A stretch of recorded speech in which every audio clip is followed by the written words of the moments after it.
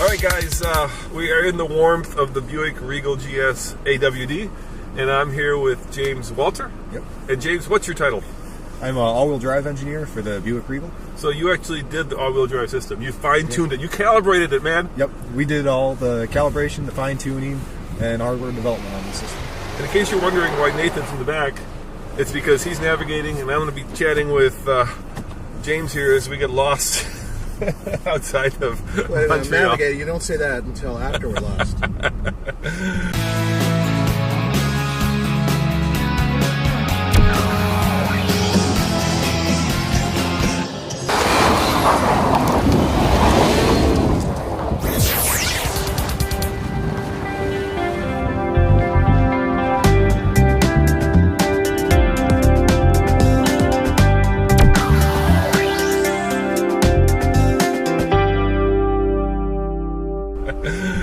So this system seems to work really well, especially with these dedicated snow tires. Tell me how you calibrated it. How is it set up? Which way is it allocating power? Kind of walk me through the whole process.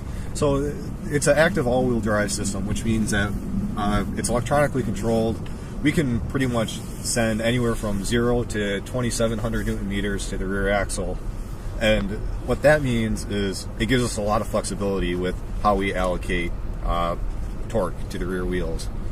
Generally what we're going for in a high muse situation, so dry surfaces, is enough power to the rear to keep a neutral handling. It is supposed to be a sports car, and therefore we want as neutral handling as we can. Let me show these guys something. Speaking of neutral handling, check this out, guys. What kind of handling do you get when you're on a river? Remember, that's the same size as many lakes. Yeah, this is a huge river. Is this the Ottawa River? This is the Ottawa River. Yeah, it is enormous. Proximity sensor, I think, is detecting the snow that Nathan jammed into it when he ran into a snowbank. I didn't run into any snowbank. I raced a snowbank. It's a completely different thing. You just gave it a little kiss, didn't you? Just just a smooch. Mm-hmm.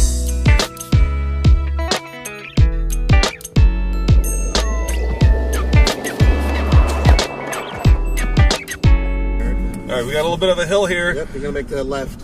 We'll go up the hill? Oh, yeah. Oh, yeah. Well, let's try. Well, I'm going to make it harder here. Okay, now. It's working.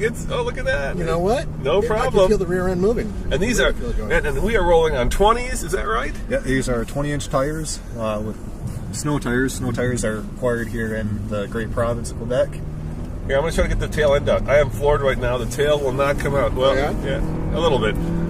It came out a little bit, not much. Is that on purpose? I mean, it is. So, you know, we are trying to make it so that when the driver is trying to be frisky with the car, we'll let them within bounds. So in a situation like that where you had the pedal floored, driver's intent is not that you're going to be driving like your grandma. It's, I want to have some fun. So we let the back end come out, give you a little more control with the throttle, but the electronic stability control and traction control will still come in to save your bacon if you think you're Michael Schumacher and aren't.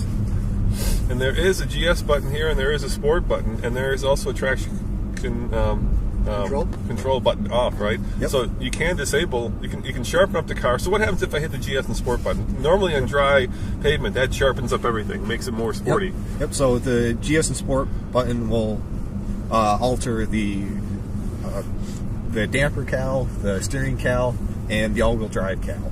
So essentially what happens with the all-wheel drive is when you hit the GS or the sport button is we will allocate more torque to the rear of the car in a given situation and allow it to be a little more tail happy, if you will.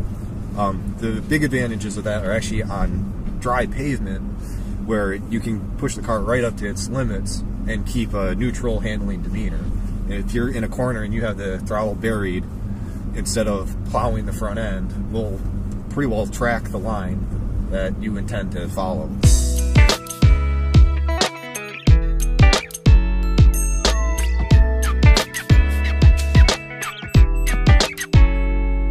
So you were saying one of the cool things is, or one of the hard questions you could ask is, how much power does it allocate front to rear, left to right? And you said that's a hard question to answer because that changes based on a lot of factors.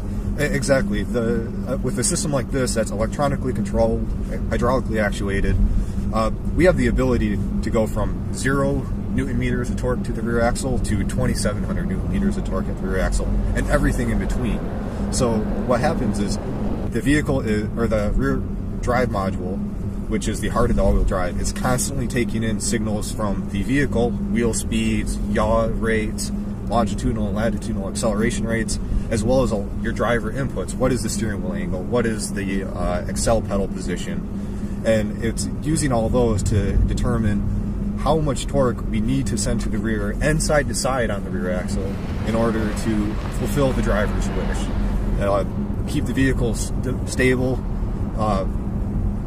to be able to launch a vehicle effectively if you're on snow and ice. Just keep it where you're pointing it. Yeah.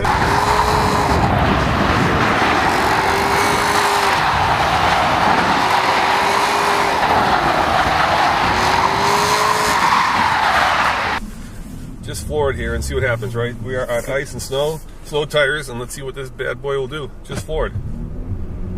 And I get the little light that blinks that tells me stability and traction control are activated, but it just goes straight. Yep. And gives me as much power as I have traction, right? Exactly. So with the traction control system, we're limiting the engine torque to what the road can handle.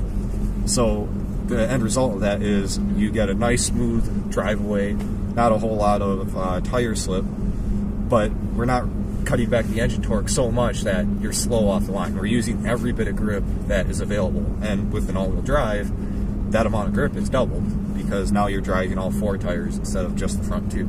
Yeah, and you know, I guess I fancy myself an okay driver, but my reaction times are probably much slower than the system's reaction time, right? I mean, these things are within... Absolutely. This system, it's a hydraulically actuated system, so what that means is we can preemptively apply torque, so we don't necessarily have to wait for wheel slip. In a situation like we had back there where we were launching the vehicle, we're sending 50% of the engine torque to the rear of the car before you do anything. So it's anticipating. It's anticipating. Yeah, yep. Yeah.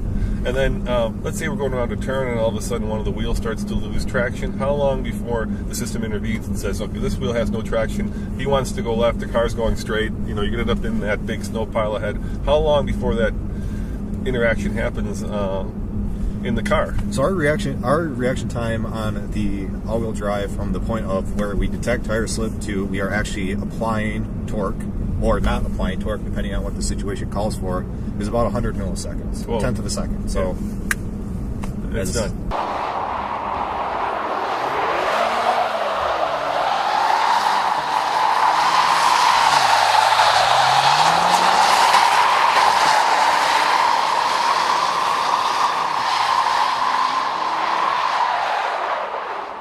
And it seems like all-wheel drive has become something that luxury buyers expect, right? Yep. So it's something that I think Buick has to provide if you're trying to compete with Audi. Yep. If you're trying to compete with some of the European brands. No, it's absolutely a great selling point in the vehicle.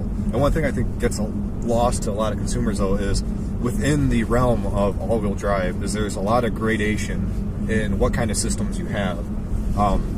What we have in here is a Haldex Gen 4 system. It's really kind of at the upper end of what is available out there for all-wheel drive technology.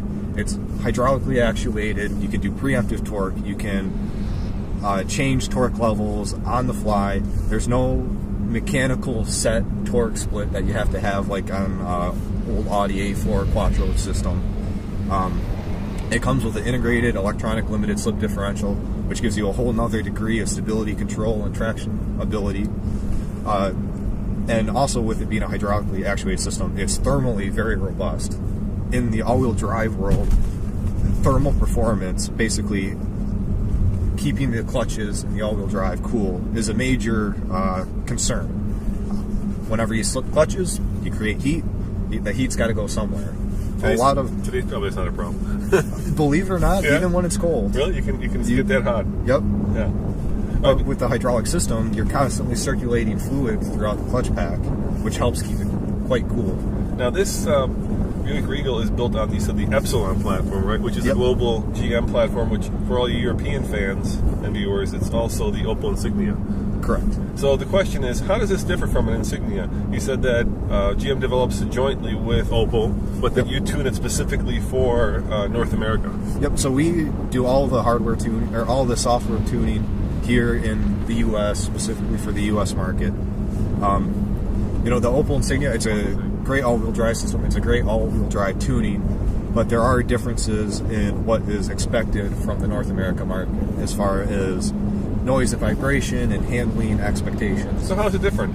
I mean, how is this different from an Insignia if I were to get in the thing from a noise and vibration handling point of view? So in Europe, it's tuned to bring on a lot. I'm trying to think of what's the best way to answer this. Uh-oh. Now he's getting political on us. Come Yeah. on, Jim. I bet you it's sportier. I'm thinking, I would guess it's sportier and it's a little bit more taut, right? It's a little bit more sporty. I would say in the base mode, that is true. When you put this thing in GS, it's very close to what the Opel Insignia all-wheel drive is. Another thing to keep in mind is they have a few different powertrains over there that we don't have here. A diesel, 2.8 liter V6, that's in the OPC. Yeah. And you have to vary your all-wheel drive tuning based on your powertrain that's in the vehicle. And for all you Europeans, I'm going to give you our cars are cheaper. And we get them loaded. So all this stuff that you guys have to pay extra for, like leather and nice audio and heated and cooled seats, all that stuff, we go to the dealership and just pick it up like that. Yep. Walk away with the car. We don't pre-order them. We just get America, gosh darn it, we get everything.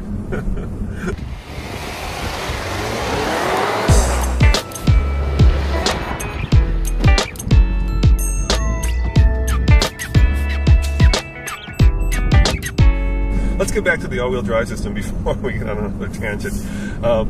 In terms of power, this car has a lot of power. It's got over 250 horsepower. Yep. Does the all-wheel drive system have any issues with that much power and that much torque? Almost, 290 pound-foot of torque or close to it?